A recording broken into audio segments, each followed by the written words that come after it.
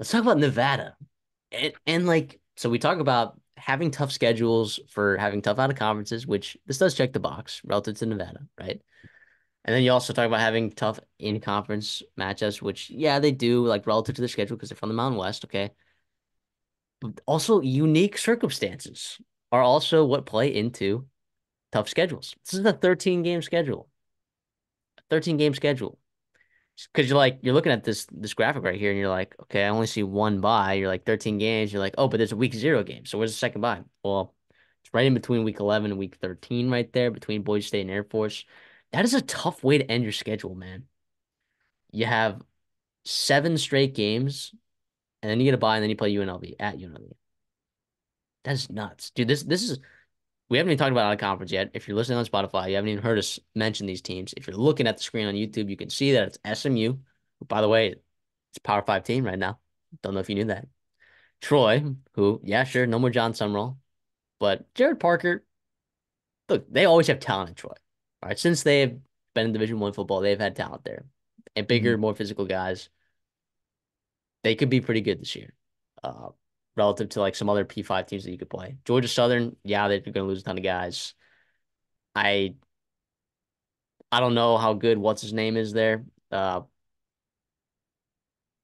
Clay Helton. I don't know how good he actually is as a coach there, but oh well. Say you win that game, right? And you go at Minnesota, right?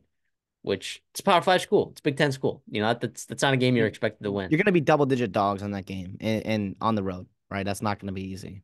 Absolutely. And then just this stretch here, like you were playing the best Mountain West teams that you could possibly be playing, Hmm. in my opinion.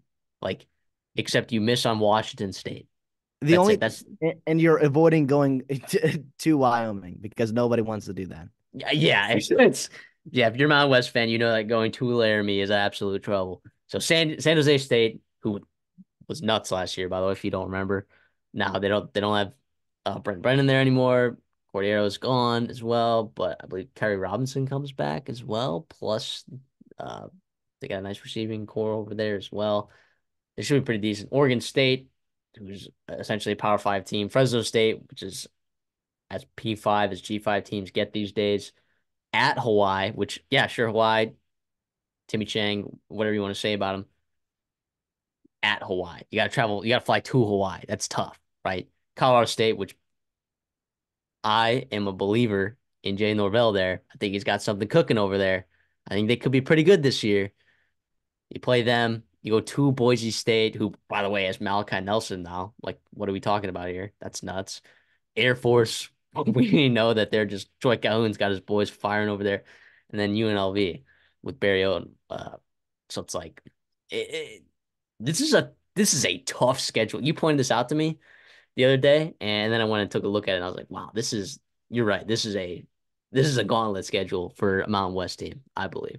Especially coming off a new coach, Jeff Choate, right? A guy Yeah, that I didn't even say got, that. got a got a big deal in terms of Nevada standards for him to come over from Texas and to be their head coach, and they were looking to build some momentum and get back to the glory days. But the reality is, like you mentioned, that back half of the stretch. And the thing is, if you're Nevada, we talked about it on our video, like you have to win your rivalry games, and especially in conferences, you have it doesn't matter out of conference, take the check, take the losses, right? Bud Elliott loves to say that, and that's reality for a program like Nevada. You need to keep funds coming into your program, so you're gonna go to Troy, you're gonna go to Minnesota, and you might lose those football games in conference where you got to make up that strides. And to be honest, that back half of the schedule is brutal.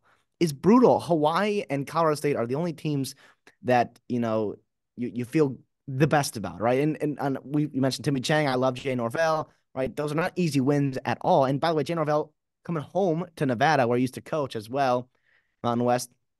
So the dynamics are brutal at Hawaii is tough to do, tough to travel to, tough to win there, adjust, and then come back. And you're gonna have some jet lag, you're gonna have some fatigue on that plane ride, and then you got to gear up and play Jay Norvell. Like to me, that's a brutal stretch. It's a recipe for disaster.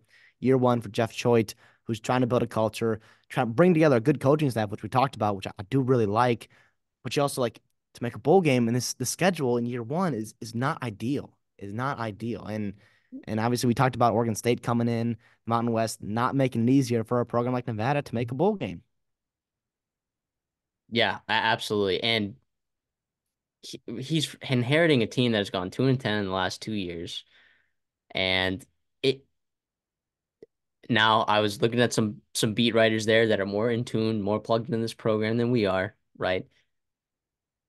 And of course, all the beat writers are gonna be optimistic, right? Because they're letting these beat writers come into their practices in the spring. I believe they just had a scrimmage last Friday, and there were some good things to write about there. Yeah, I mean this is a gauntlet. It's hard to find it's hard to find more than 3 wins on this schedule. It really is.